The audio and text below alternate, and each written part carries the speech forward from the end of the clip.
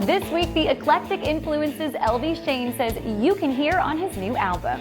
And take two, Terri Clark sits down with us to explain her latest project. Plus, no whining here. We catch up with Scotty Mccreery at his Cabin Solo celebration. And later, from a tiny parking lot to a multi-level bar, the story behind JBJ's. Hey y'all, it's Scotty Mccreery and you're watching Nashville Insider.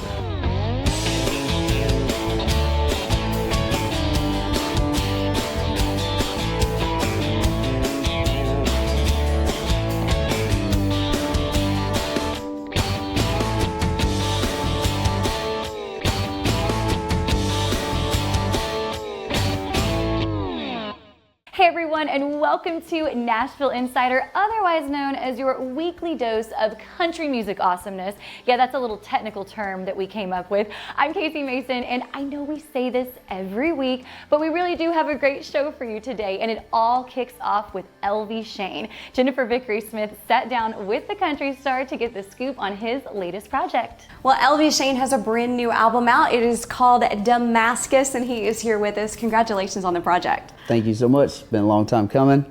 Tried to take a little hiatus from everything for a while, but I've been in the lab working with a pen and a pad, and we're ready to get it out there. Took a little bit of a break for a little bit, kind of one of those that you just got to take sometimes. Mental health break, a physical break, because it's somewhat of the road life is rather grueling. Yeah, it can be, absolutely.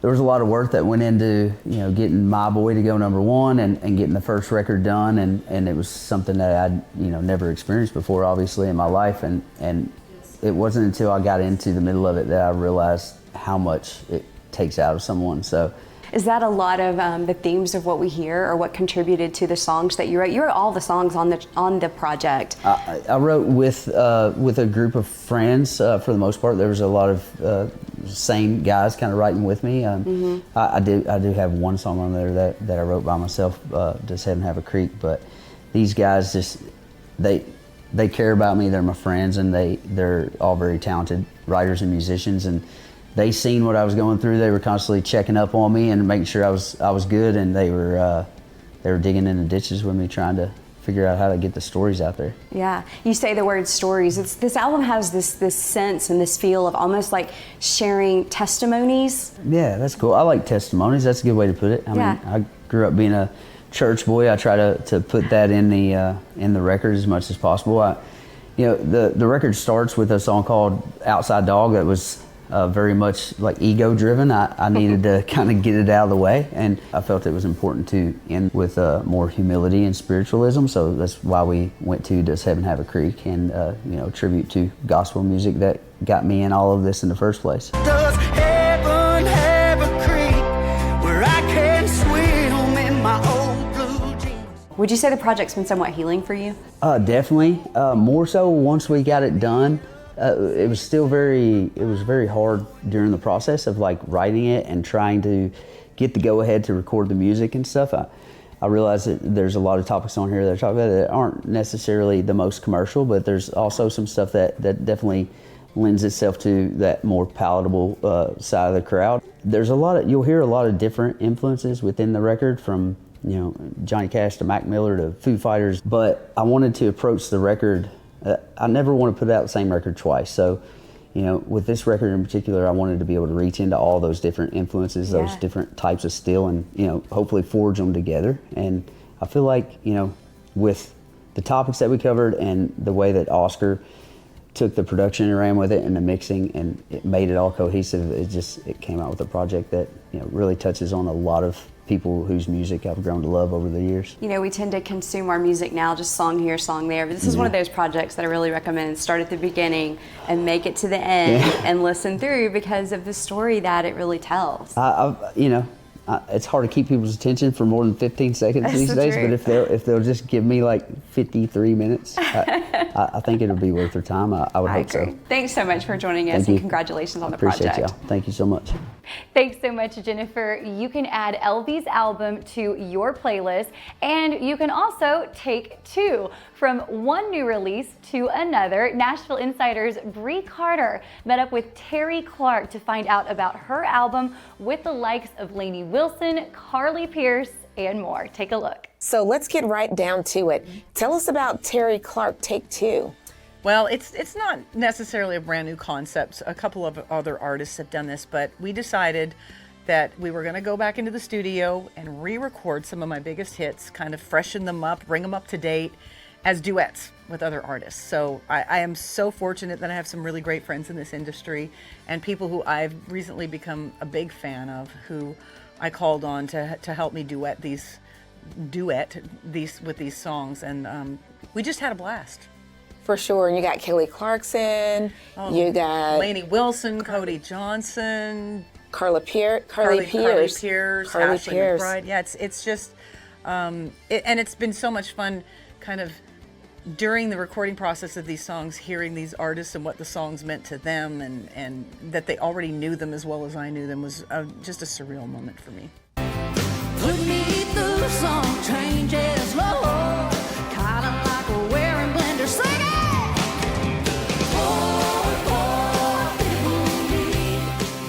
It's just a lot of fun to hear these things kind of given a new life with a different voice, with mine. It's a lot of fun. But in addition to that, you have Terri Clark's greatest hits on vinyl. I know, for the first time on vinyl, and it's so hard to believe that my greatest hits album came out 20 years ago. You know, when an artist gets going in their career and they're making records and they're having some success, they think, I wonder if I'll ever have enough hits to have a greatest hits album. That's something that goes through everybody's mind when their career is getting off the ground. And to think that my greatest hits is now 20 years old. Tell us a little bit about this, your Ryman debut, your headlining. Yes, I stand headlining corrected. debut. You're headlining the Ryman. Obviously, you've performed there before, but now this is your headlining debut. Well, the fun part about that is I moved to Nashville in 1987 when Lower Broadway was a very different story than it is today. It was a lot of boarded up buildings. The neon bars named after country stars were not down there. Nobody was down there. It was like a ghost town. I saw tumbleweeds rolling down the street. You know, it's such a full circle moment for me to be headlining the Ryman for the first time, and 30 years into my career to be doing this for the first time. I know, this is so it's exciting. magical, and I'm so excited about it, and I'm really hoping a lot of my fans who've been there for so long supporting me will come in for this, because it's going to be quite a celebration. And I might end up at Tootsie's after the show. You just never know. Well, in addition to that, talking about years and great things coming up, is it your 20-year anniversary with the Grand Ole Opry? It is, yes. So that's coming up as well. There's some milestones this year, and I feel like I'm just getting started in some ways. I feel like the same kid I was in 1995 in so many ways, especially when you get a fresh take on the old songs. And me and my band have been playing these songs the same way for so many years that it's fun for us to be able to play some of these new versions in the show. And none of the old fans are looking at me going, you ruined my favorite song. Yeah. Thanks, Bree. Coming up on Nashville Insider, we take you back to CMA Fest. We're backstage with Bryce Leatherwood, Drew Baldridge, and more. Plus the vacation Scotty Mccreery says he was on when he wrote the #1 song, Cab in a Solo. And after the break, it's the Bon Jovi name, but Big Plan Holdings made it happen. Josh and Tara Joseph talk about the ins and outs of their latest Broadway bar. Don't go anywhere. Welcome back to Nashville Insider. I'm Casey Mason. So when you hear the lyrics "shot through the heart," you wouldn't think of a shot of whiskey until now. Adam Wurtzel went to JBJ's to find out how the Bon Jovi Broadway bar came about. The newest bar on Broadway is right here, JBJ's. And speaking of J's, Josh and Tara, not a J, but that's okay. Josh and Tara Joseph from Big Plan Holdings joining us now to tell us all about it. Tara, wow. Yeah, this is our baby. We have the best team ever that helped us really make this come into life. We found this project in 2019, and it's been a journey ever since. But luckily, we were determined to be open by CMA Fest, and that team of people with us worked really hard to get this place open by CMA Fest. So welcome to our baby. Bon Jovi is proof that everything's got a little country in it, right? But this name, having him connected and the band connected to this property, what does that mean to you guys? Yeah, it's beyond fantastic. It is, John and his team have been beyond wonderful to deal with the entire time. There was a very important piece for Tara and I when we started this project of having some connectivity to Nashville. So if we were going to disrupt Nashville in a cool way for the locals, the tourists, and bring rock and roll here, we wanted some connectivity to Nashville, and that's what Bon Jovi brings. Some rock and roll, obviously, but also connection to Nashville. I was looking around, I'm like, what was here before? But nothing was. It was a parking lot, literally, that I think maybe fit around 12 cars at the max.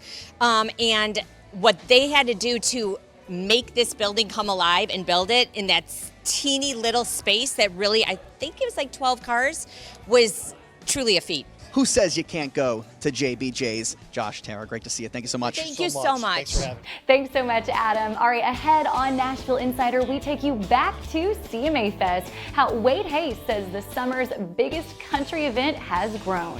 Why Scotty Mccreery chose this song at this stage in his career that became his 6th #1. He tells us the story behind it when we come back on Nashville Insider.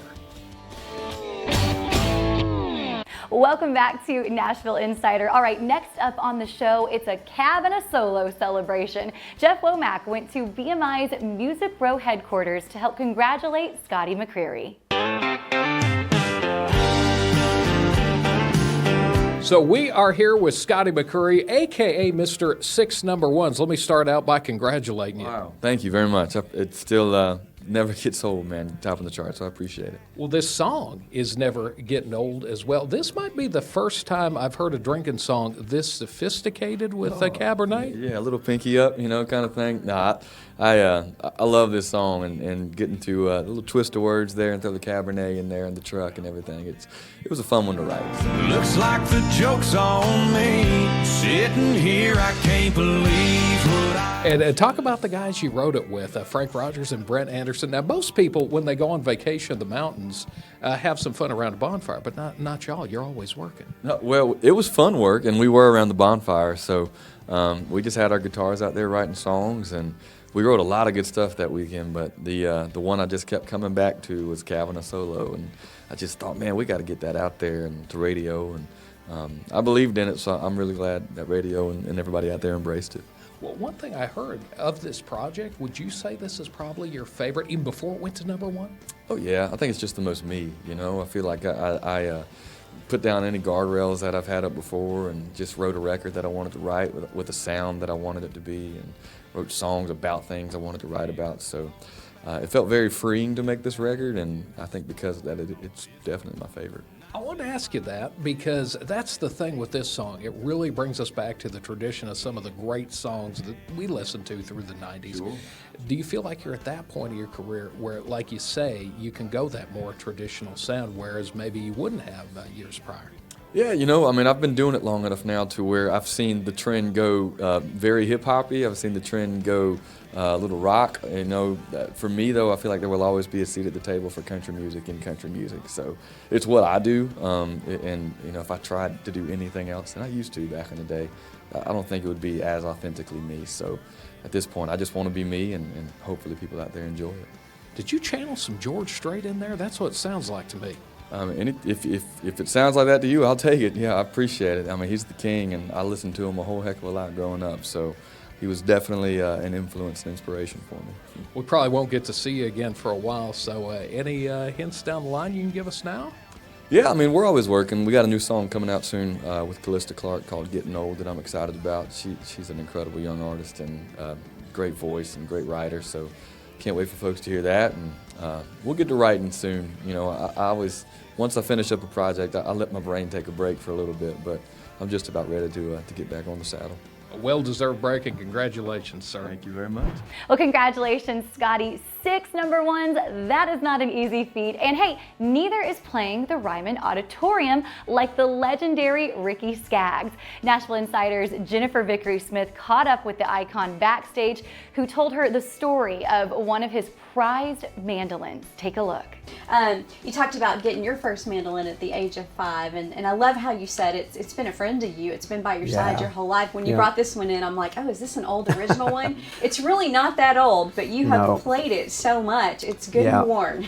Yeah, me and my friend Dave Harvey that works at Gibson, we wanted to make a mandolin like Bill Monroe's mandolin would have been in the 60s when he got really mad at Gibson. Mr. Monroe bought his mandolin in probably about 1943 or 44. It was in a barber shop in the window in Miami, Florida. That mandolin becomes his musical partner in life forever. Wow. And but I guess it was in the late 50s, early 60s, he had played it so much that these little metal things here called frets, they had worn into the wood. Oh, wow. You know, Yeah, he yeah. just played it to death, you know. And so he sent it to Gibson to have it refretted. And he wrote a note, refret the mandolin, do not touch the finish. Well, when he got it back in the, you know, in the case, he opened it up and it looked like it just came out of, you know, the showroom. Brand new, shiny, new varnish, everything. They had Oh.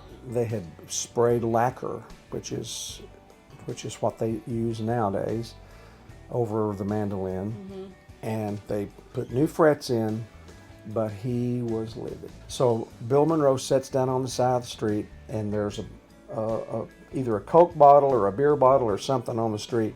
He picks that thing up and breaks it into a handle, like a shard of glass, and he started doing this on that mandolin, scraping all of that The varnish off varnish of there? or the lacquer, finish, yeah. Scraping it all off, and then to add insult to injury, he takes his pocket knife out and digs Gibson out of the headstock. Wow. So he dug Gibson out. He said, "Ain't nobody gonna know who made this mandolin." They came with their hat in their hand and apologized. And Took a while. Yeah, it took a while. And anyway, he let them go back in and put a new cover over the mandolin that had Gibson and stuff in it, but they made it to look like his old one. Anyway, so that's what me and Dave did. You know, we did this thing where we scraped it all off. I see you got yours and Sharon's initials Yes, carved we in did. here too. He had BM plus BM, which Bill Monroe plus Bessie Malden. That was his girlfriend. Oh, so that's why you had that done. Yeah. Now, there's only 20 or so of these that exist, the Ricky Skaggs version, right? Yeah, Do they all have y'all's initials carved on there? No. There's not any of the Skaggs models that they were a distressed kind of look. They had a little bit of wear in them because I felt like, you know, no player really wants a brand new looking instrument. Well, it has been delightful to get to spend some time with you. Great to be with you too. Great story. Thanks, Jennifer. All right, up next, we're back at CMA Fest, the world's largest country music festival, and the biggest event of the summer is on Nashville Insider. Welcome back to another Nashville Insider. I'm Casey Mason. All right, we're in the home stretch, but before we go, we've got one last trip back to CMA Fest before the summer comes to a close. Adam Wartzel has more. We're here at CMA Fest with Bryce Leatherwood. Bryce, I said it right before we went on. What probably the coolest name of anybody we've interviewed so far today? Oh man, well, and people ask me all the time, is that really your real name? And I just say, yeah, that's my real name. So very blessed to have a cool name, I guess. From the moment that we're taping this, you have just performed at Assembly Food Hall at the Sky Deck. So your CMA Fest just got kicked off right away. Right away, you know, out of the frying pan into the fire, as they say. So we had a great show, and it was great to be up there for my label, UMG, and to be up there and perform for all the great people in Nashville, Tennessee. You're no stranger to CMA Fest. Talk about meeting fans and just getting up close and personal here in downtown Nashville. This has been going on for me personally since I think about '94, and it has changed a great deal over the years, and now we're down here in this beautiful area of Nashville, right on the river. I like the amphitheater out here, but it's just grown. It's huge now. It's worldwide. And it's an honor to get to be a part of it. This is CMA Fest, and this is all about the fans. If you can just sort of weigh in from your point of view on this intense one-on-one interaction that you're getting this weekend. You know, it's been incredible already. I'm always surprised every year because, you know, Trailer Choir is far enough removed. You know, the fame of Biggest Loser is far enough removed, 13 years. I'm always surprised when people show up and they got their pictures of me and them from 14, 15, 16 years ago, and they're like, hey, I want to get a new updated picture. And there's like, here's the pictures I've had from you every year. So it's always incredible to me that people still show up to see me. And, you know, as long as there's anybody showing up, I'm going to keep showing up, you know. And if nobody shows up, then I'll show up by myself. You got a new album. Tell us all about it. Yeah, it's called She's Come a Long Way. It's my first full-length album. I'm really proud of it. It's kind of like an autobiographical album of my life and what I've been through, but also just some super fun personality songs that you can kind of get an idea of who I am as a person too. So you've come a long way. I have come a long way. Yes, I've been doing this a very long time, and I love music so much, and so I'm excited to share it with the world. Crazy is a good word to describe it here at CMA Fest, but It is. crazy good. You get, I mean, the minute you pull up to the artist entrance, there's fans waiting There for is. you. How's it been going for you so far? It's good. You know, this is my first CMA Fest with a top 20 hit, which is super exciting. And so this CMA Fest has hit a little different for me of like, okay, this is my first time that I've been playing that people sing back, you know, and that's been like a really special, I can't explain. I've been here June 16th, it's gonna be 13 years. I've been in Nashville, and to finally have this first song working and on the chart, and it's just been really cool, you know, stepping out the car and people actually know who you are, and you're not stepping out and being like, well, this is awkward, you know, put my head down and let me walk in, you know, and so it's just, I don't know, I feel welcome. I feel like the fans and have really welcomed me this year more than ever. How's your CMA Fest been so far? It's been great, dude. It's been hot, you know, which is the case every year, but it's just another reason to drink a beer, dude. And it's awesome, man. I've got my family and a lot of friends here, and just having a great time. I got my big performance out of the way early, dude, first thing in the morning, and now I'm just chilling, going to see my friends play and doing little pop-up shows. Crank it out, get it done. That's right, dude. I'm excited.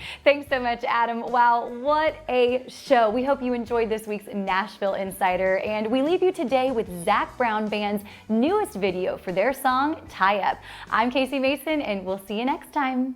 And tie up, put your feet in the water, pop a coat top, just float like a bobber. And it don't matter if you're Mastercraft or your fast tracker, it don't matter. Tie up, cozy up a can, put a little sun on that farmer's tan, leave your troubles on the bank and your gas in the tank.